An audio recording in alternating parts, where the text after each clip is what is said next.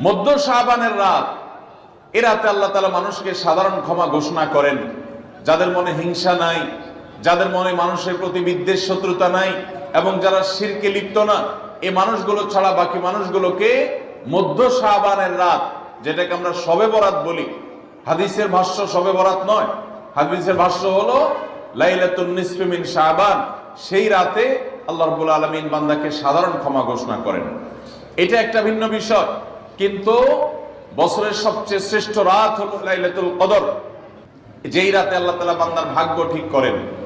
এই রাতে যে ভাগ্য আল্লাহ নির্ধারণ করে থাকেন, সেই নির্ধারণটা যেন আমাদের অনুকূলে হয়, সেই নির্ধারণটা যেন আমাদের জন্য কল্যাণকর হয়।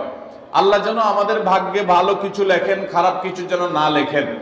আল্লাহ যেন তাকদীরে আমাদেরকে ভালো কিছু দেন, মন্দ কিছু থেকে বাঁচিয়ে রাখেন। সেজন্য আমরা সবাই